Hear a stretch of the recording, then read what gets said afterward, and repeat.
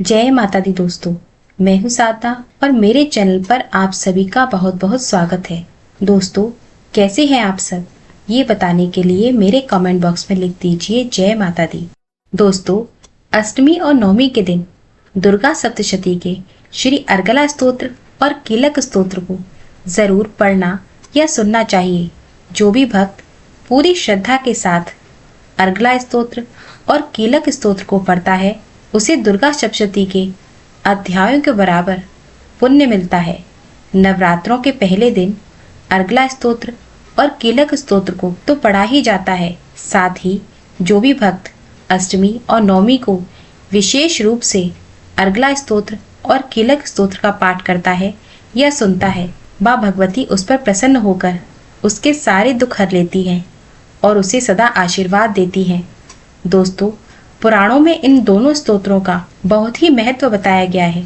माँ भगवती को प्रसन्न करने के लिए वैसे तो भक्तों को इन दोनों स्तोत्रों का पाठ हर रोज सुबह और शाम दोनों समय करना चाहिए। फिर भी नवरात्रि के दिनों में जो भी भक्त इन दोनों स्तोत्रों को पढ़ता या सुनता है उसे माँ की विशेष कृपा प्राप्त होती है, क्योंकि अष्टमी और नवमी पर माँ भगवती की विशेष पूजा होती है और इसलिए अपने भक्तों को दर्शन देने के लिए माँ भगवती कन्या के रूप में आती हैं। इसलिए इस दिन इन दोनों स्तोत्रों का पाठ करने से विशेष कृपा भक्तों को प्राप्त होती है।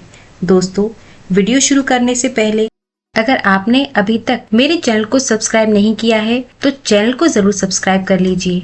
साथ ही बेल आइकन भी प्रेस कर दीजिए, जिससे चैनल पर अपलोड होने वाली वीडियोस की जानकारी आपको सबसे पहले मिल जाएगी। और अगर आपको यह वीडियो पसंद आए तो लाइक करने के बाद मुझे कमेंट बॉक्स में जरूर बताइएगा आपको यह वीडियो कैसी लगी। अर्गला या कीलक स्तोत्र को पढ़ने या सुनने से पहले आपको स्नान करके पवित्र हो जाना है और इसके बाद अपने हाथ में लाल पुष्प लेकर बैठना है और इन स्तोत्रों को सुनना या पढ़ना है।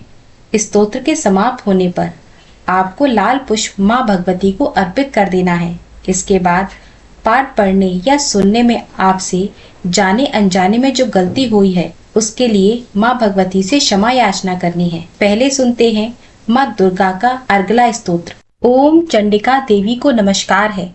मार्कंडे जी कहते हैं, जयंती मंगला काली भद्रकाली कपालिनी दुर्गा क्षमा शिवा धात्री स्वाहा और सुधा, इन नामों से प्रसिद्ध जगदम्बिके तुम्हें मेरा नमस्कार हो। देवी चामुंडे तुम्हारी जय हो। संपूर्ण प्राणियों की पीड़ा हरने वाली देवी तुम्हारी जय हो। सब में व्याप्त रहने वाली देवी तुम्हारी जय हो। काल रात्रि तुम्हें नमस्कार हो। मधु और केटव को मारने वाली तथा ब्रह्मा जी को वरदान देने वाली देवी तुम्हें नमस्कार है। तुम मुझे रूप दो, जय दो, यश दो, काम क्रोध आदि शत्रुओं का नाश करो। महिषासुर का नाश करने वाली तथा भक्तों को सुख देने वाली देवी तुम्हें नमस्कार है। तुम रूप दो, जय दो, यश दो, काम क्रोध आदि शत्रुओं का नाश करो। रक्तबीज का वध और चंडमुंड का विनाश करने वाली देवी तुम रूप दो, जय दो, यश दो, काम क्रोध आदि शत्रुओं का नाश करो। शुंभ और निशुंभ तथा धूम्रलोचन का मृदन करने वाली देवी तुम रूप दो, जय दो, यश दो, काम क्रोध आदि शत्रुओं का नाश करो। सबके द्वारा वंदित युगल चरणों वाली देवी तथा संपूर्ण सौभाग्य प्रदान करने वाली देवी तुम रूप दो, जय दो, यश दो, काम क्रोध आदि शत्रुओं का नाश करो। देवी, तुम्हारे रूप और चरित्र अचित्य हैं। तुम समस्त शत्रुओं का नाश करने वाली हो।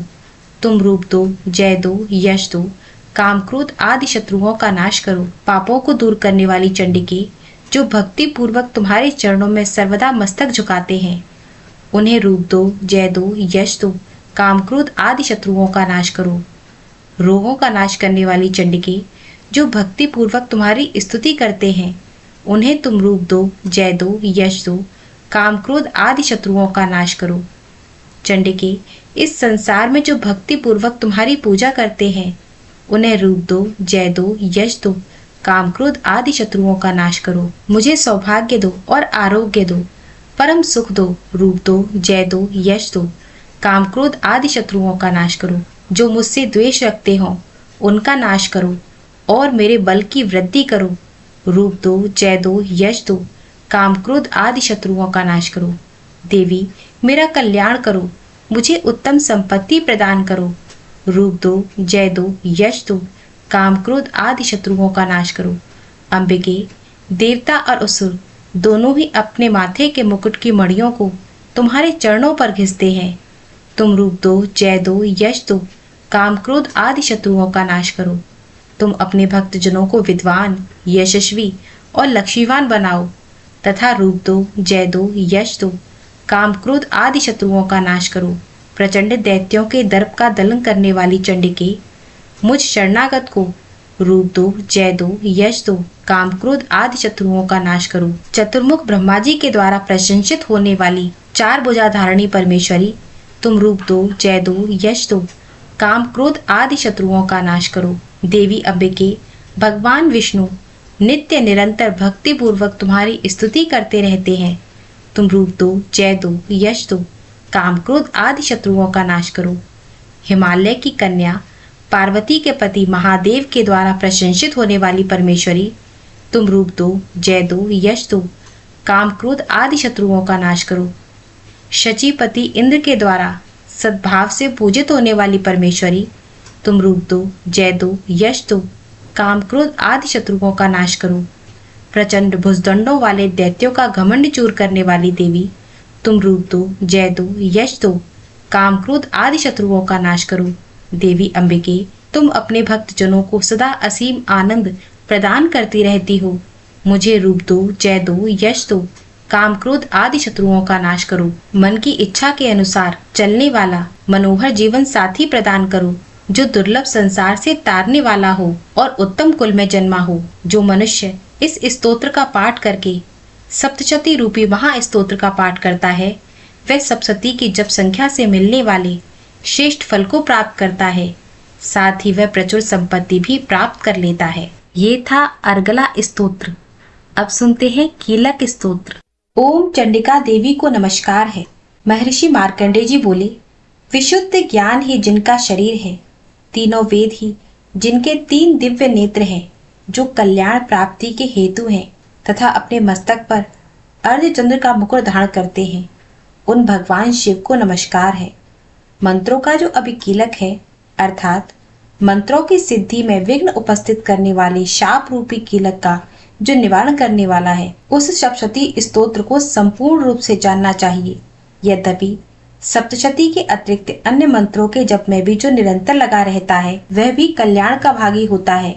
उसके भी उच्चाटन आदि कर्म सिद्ध होते हैं तथा उसे भी समस्त दुर्लभ वस्तुओं की प्राप्ति हो जाती है। तथापि जो अन्य मंत्रों का जप न करके केवल इस सप्तशती नामक स्तोत्र से ही देवी की स्तुति करते हैं, उन्हें स्तुति मात्र से ही देवी सिद्ध हो जाती हैं। उन्हें अपने कार्य की सिद्धि के लिए मंत्र, औषधि तथा अन्य किसी साधन के उपयोग की आवश्यकता नहीं रहती। बिना जप के ही उनके उच्चारण आदि समस्त अभिचारक कर्म सिद्ध हो जाते हैं। इतना ही नहीं, उनकी संपूर्ण अविष्ट वस्तुएं भी सिद्ध होती हैं। लोगों के मन में यह शंका थी कि जब केवल सप्तशती की उपासना से अथवा सप्तशती को छोड़कर अन्य मंत्रों की उपासना से भी समान रूप से सब कार्य सिद्ध होते हैं, तब उनमें श्रेष्ठ कौन सा साधन है। इस पर भगवान शिव ने अपने पास आए हुए जिज्ञासुओं को बताया कि यह सप्तशती नामक संपूर्ण स्तोत्र ही सर्वश्रेष्ठ एवं सुखदायी है। तब भगवती चंडिका के सप्तशती नामक स्तोत्र को महादेव जी ने गुप्त कर दिया। सप्तशती के पाठ से जो पुण्य प्राप्त होता है, उसकी कभी समाप्ति नहीं होती, किंतु अन्य मंत्रों के जपजन्य पुण्य की समाप्ति हो जाती है। अंततः भगवान शिव ने अन्य मंत्रों की अपेक्षा जो सप्तशती की ही श्रेष्ठता का निर्णय किया। अन्य मंत्रों का जप करने वाला पुरुष भी यदि सप्तशती के स्तोत्र और जप का अनुष्ठान कर ले, तो वह भी पूर्ण रूप से ही कल्याण का भागी होता है। इसमें तनिक भी संदेह नहीं। जो साधक कृष्ण पक्ष की चतुर्दशी अथवा अष्टमी को एकाग्रचित होकर भगवती की सेवा में अपना सर्वस्व समर्पित कर देता है और उसे प्रसाद रूप में ग्रहण करता है, उसी पर भगवती प्रसन्न होती हैं, अन्यथा उनकी प्रसन्नता नहीं प्राप्त होती। इस पर सिद्धि के प्रतिबंधक रूप कीलन के द्वारा महादेव जी ने इस स्तोत्र को कीलित कर रखा है। जो ऊपर बताई गई विधि से निष्कीलन करके इस सप्तशती स्तोत्र का प्रतिदिन स्पष्ट उच्चारण पूर्वक पाठ करता है, वही मनुष्य सिद्ध हो जाता है। वही देवी का पार्षद होता है, वही गंधर्व भी होता है। सर्वत्र विचरते रहने पर भी इस संसार में उसे कहीं भी भय नहीं होता। वह अकाल मृत्यु के वश में नहीं पड़ता तथा देह त्यागने के बाद मोक्ष प्राप्त कर लेता है। अंततः कीलन को जानकर उसका परिहार करके ही सप्तशती का पाठ आरंभ करें। जो ऐसा नहीं करता उसका नाश हो जाता है। इसलिए कीलन और निष्कीलन का ज्ञान प्राप्त करने पर ही यह स्तोत्र निर्दोष होता है और विद्वान पुरुष इस निर्दोष स्तोत्र का ही पाठ आरंभ करते हैं। स्त्रियों में जो कुछ सौभाग्य आदि दृष्टि गोचर होता है वह सब देवी के प्रसाद का ही फल है। अंततः इस कल्याणदायक स्तोत्र का सदा जप करना चाहिए। इस स्तोत्र का मंद स्वर में पाठ करने पर कम फल की प्राप्ति होती है और उच्च स्वर से पाठ करने पर पूर्ण फल की सिद्धि होती है। अंततः उच्च स्वर से ही इसका पाठ आरंभ करना चाहिए। जिस देवी के प्रसाद से ऐश्वर्य, सौभाग्य, आरोग्य, शत्रुनाश तथा परम मोक्ष की भी सिद्धि होती है, उन कल्याणदायी जगदम्बा की स्तुति मनुष्य को अवश्य ही करनी चाहिए। उम्मीद करती हूँ आपको यह वीडियो पसंद आया होगा। जय माता दी।